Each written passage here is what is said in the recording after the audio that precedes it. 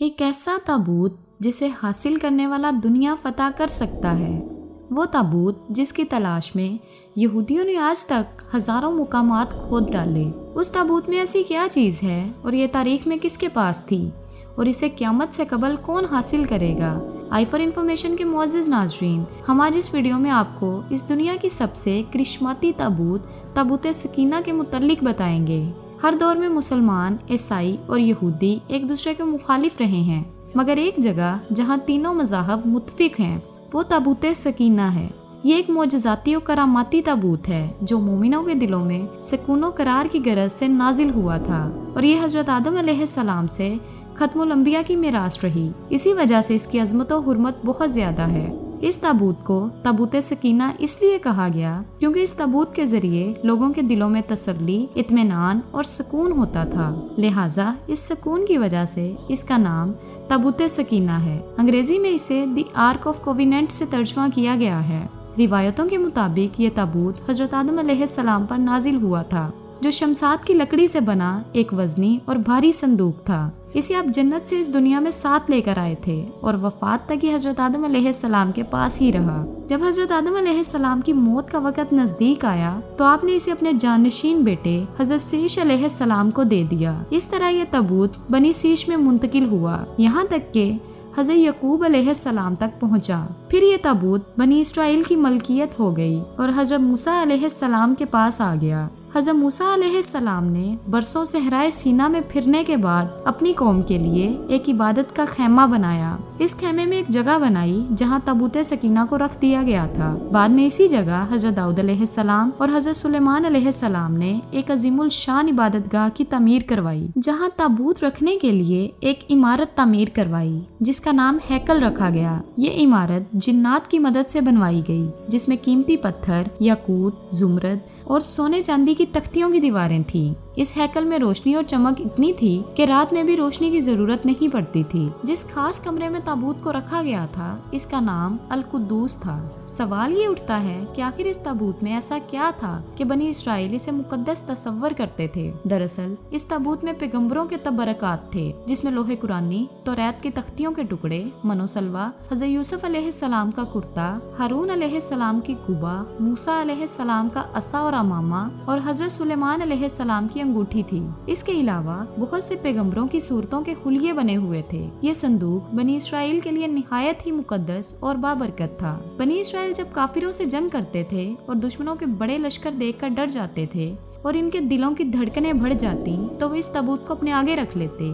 اس کے بعد اس صندوق سے رحمتوں اور برکتوں کا ایسا ظہور ہوتا کہ بنی اسرائیل کے جوانوں کے دلوں میں اطمینان و سکون پیدا ہو جاتا اور ان کے لرزتے دل چٹانوں کی طرح مضبوط ہو جاتے۔ اس طرح انہیں ہر جنگ میں فتح حاصل ہو جاتی۔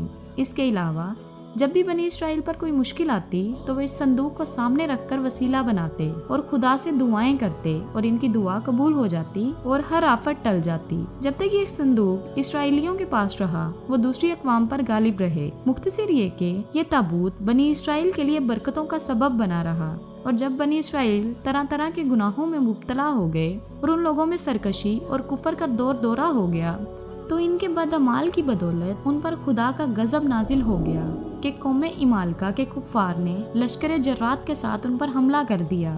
ان کافروں نے بنی اسرائیلیوں کا قتل عام کر کے ان کی بستیوں کو نیست و نابود کر دیا، عمارتوں کو توڑ پھوڑ کر تہس نہس کر دیا اور اس مقدس تابوت کو بھی اٹھا کر لے گئے۔ انہوں نے اس تابوت کو نجاستوں کے کوڑے خانہ میں پھینک دیا، لیکن اس بے ادبی کا قوم عمالقہ کو یہ وبال پڑا کہ یہ لوگ طرح طرح کی بیماریوں میں مبتلا ہو گئے، لہٰذا قوم عمالقہ کے 5 شہر بھی تباہ و برباد ہو گئے اور ان میں طرح طرح کی بیماریاں پھیل گئیں۔ تو ان کافروں کو یقین ہو گیا کہ اس صندوق کی بے ادبی کی وجہ سے ان پر عذاب پڑ گیا ہے، تو ان کافروں کی آنکھیں کھل گئیں، لہٰذا انہوں نے اس صندوق کو ایک بیل گاڑی پہ لاد کر ان بیلوں کو بنی اسرائیل کی طرف ہانک دیا۔ پھر اللہ نے 4 فرشتوں کو مقرر فرمایا جو اس صندوق کو بنی اسرائیل کے نبی حضرت شموئیل کی خدمت میں لائے۔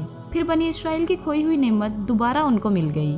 جیسے ہی یہ تابوت بنی اسرائیل کے پاس واپس آیا، ان کی کھوئی ہوئی عزت اور وقار واپس لوٹ آیا۔ قرآن مجید میں اللہ تعالیٰ نے سورۃ البقرہ میں اس واقعے کا ذکر کچھ اس طرح کیا ہے: और उनसे उनके नबी ने फरमाया कि उसकी बादशाही की निशानी ये है कि तुम्हारे पास आ जाए जिसमें तुम्हारे रब की तरफ से दिलों का चैन है और कुछ बची हुई चीजें हैं और मोअज़्ज़ज़ मूसा अलैहिस्सलाम और हारून अलैहिस्सलाम की तरका है और इसे फरिश्ते उठाए हुए लाएंगे। बेशक इनमें बड़ी निशानी है तुम्हारे लिए अगर ईमान रखते हो तो। लेकिन यहूदी कौम ऐसी सरकश थी कि हर जमाने में किसी न किसी बुराई में मुब्तला हो जाती। लिहाजा जब उनमें कुफ्र शिरक काम हुआ तो अल्लाह की तरफ से बुख्ते नसर इन पर कहर बनकर नाजिल हुआ। बुख्ते नसर ने यरूशलेम पर कब्जा कर लिया और इस शहर को मुकम्मल तबाह कर दिया। इसको आग लगा दी और 5 से 6 लाख यहूदियों का कत्लेआम कर दिया। इन तबाहियों के नतीजे में ताबूत सकीना कहीं गायब हो गया और आज तक इसका कोई नामो निशान नहीं मिला।